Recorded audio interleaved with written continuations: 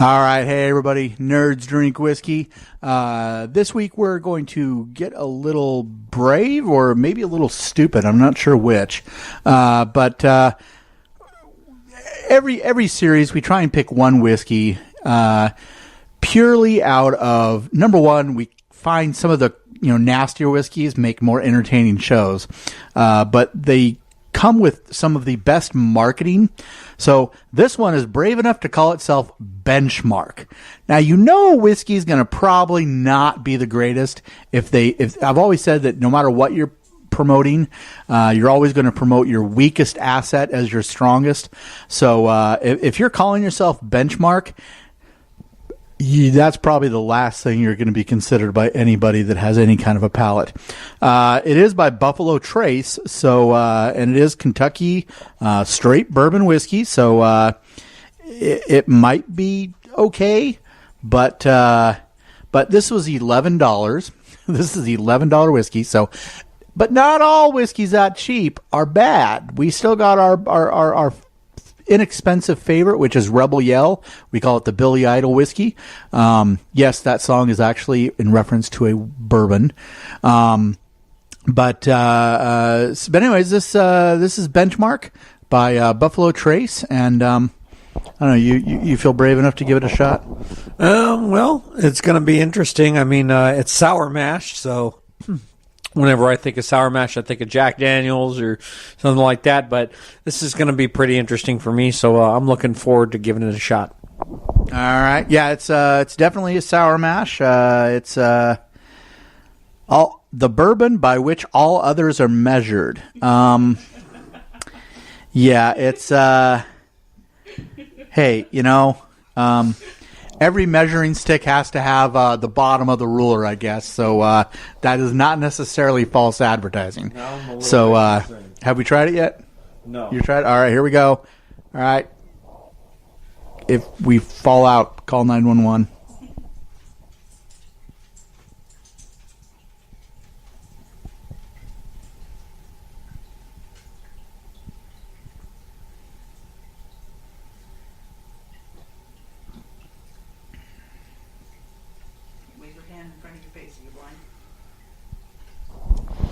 Okay, I don't think I'm blind.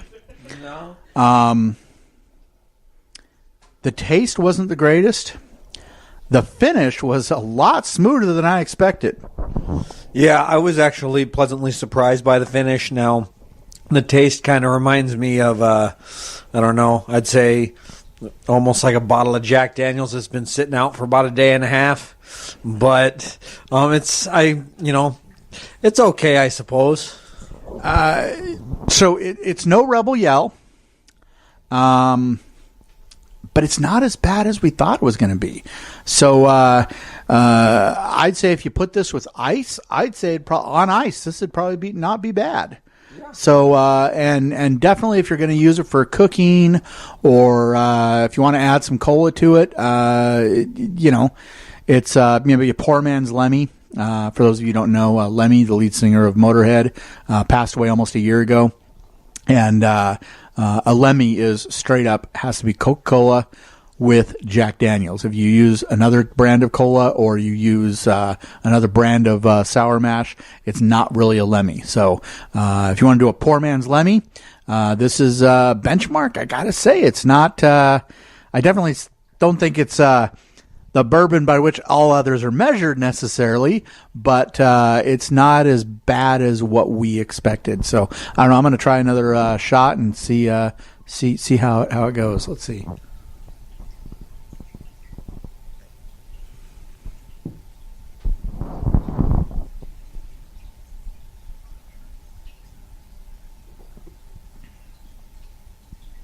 Could be a measurement like I measure a lot of movies. Well, it's not a connoisseur too. Well, my wife, who is a connoisseur of really bad movies, we call her the Queen of Cheese. She reviews bad movies like fine wine, and her comment is it's no Carnosaur 2. So if you've seen Carnosaur 2, this is no Carnosaur 2, but it's not bad. So in that vein, I'd say it's no Mega Shark versus Crocosaurus either.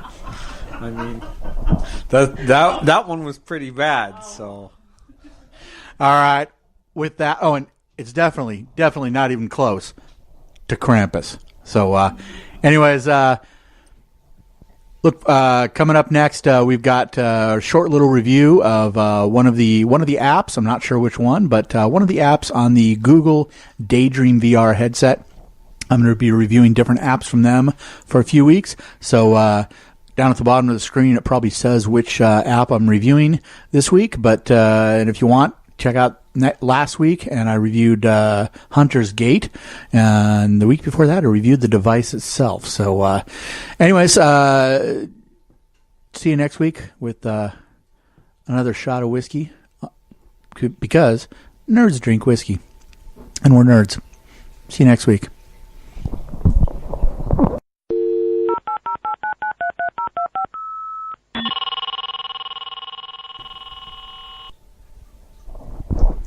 Hey everybody, welcome to another 2 Minutes of Tech.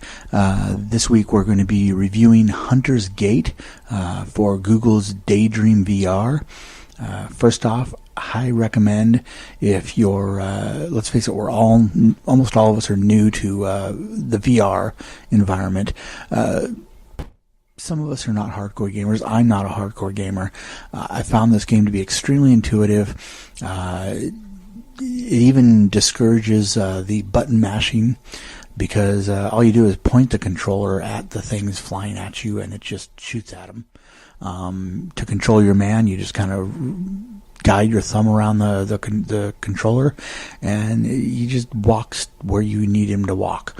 So very easy game to learn, very easy game to figure out. It's just kind of all natural stuff. But it's a great starter kit for those just picking up VR. Hunter's Gate, you can find it in the Android App Store. I recommend you get it from the Android App Store. That way you get all the updates and all that, and you can make sure that it doesn't have any of the viruses and crap people sometimes throw in there if they're evil. So, but anyways, in the future weeks, we're going to be looking at some other apps that will help you get started with your Google Daydream VR headset. Please mention in the comments if there's anything in there you want us to review, and we'll do our best. And until then, see you next week for 2 Minutes of Tech.